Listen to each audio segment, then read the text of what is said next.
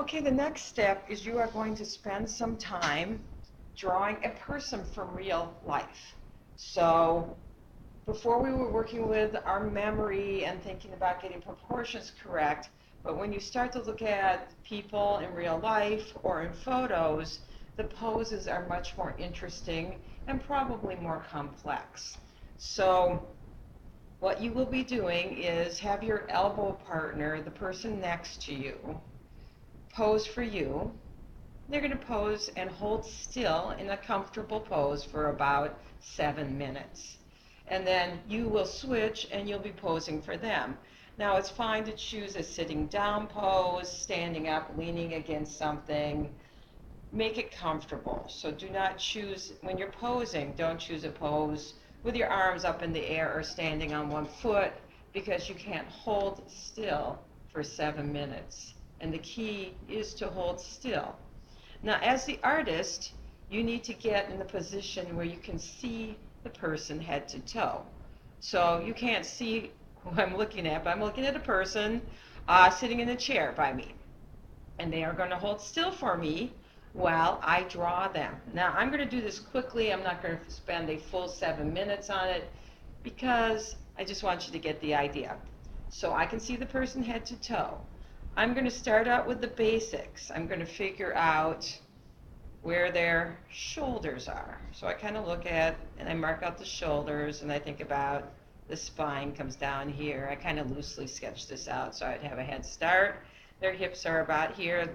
The chair itself is right there. There's the curve of the back, the curve of the legs, which are turned away from me. And I'm drawing rather dark. Usually when I do this, I draw very lightly so I can erase. So I've established shoulders, hips, spine, chair. Now I'm going to work with legs. So one leg, thanks a lot, they have up, the knee is here, and it comes out here. The other leg, I can't exactly see the whole leg, but knees there, down there, and there's a foot here, and great pose, foot here. Then the arms. The shoulders are slightly angled. One arm comes down here, hand kind of rests on the ankle here. The other arm comes down at a slight angle here. Elbow rests on the knee, arm comes back up, and the hand's there. And then the head is loosely right there. So now I've got the basic pose, and of course my model holds still for me. And when you're holding still, you'll find how long 7 minutes really feels. Now I can start to get the details. So I can think about what exactly does this arm look like, and the hands there. And again, I'm going to draw lightly so that this is, as you'll find, I'm trying to talk and draw at the same time. And sometimes that's kind of hard to do because part of my brain is now occupied with how do I draw this pose. Here's the leg. I don't need this anymore.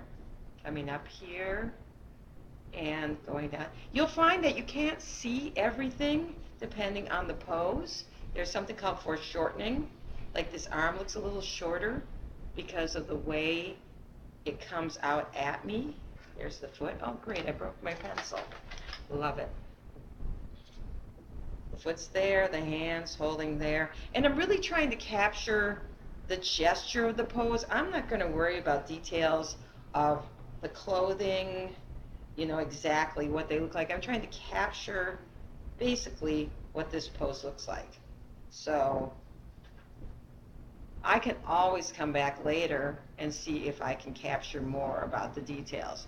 Arm up here, hand kind of wrapping around the neck.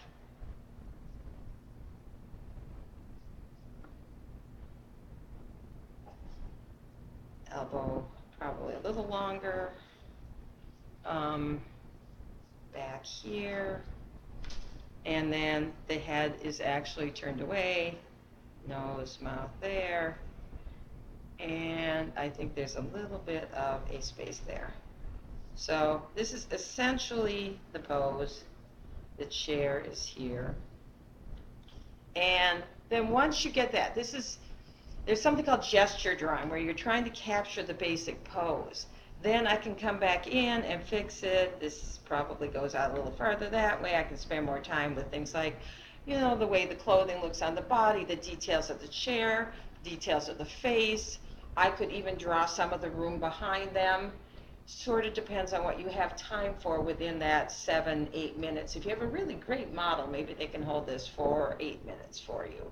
So we'll spend about 15-20 minutes in class doing this, where you have time to switch up and both be the artist and the model. And then from there, we will move on to the third drawing, which will be from a photo. So this one should go under the heading that says life. Okay, have fun.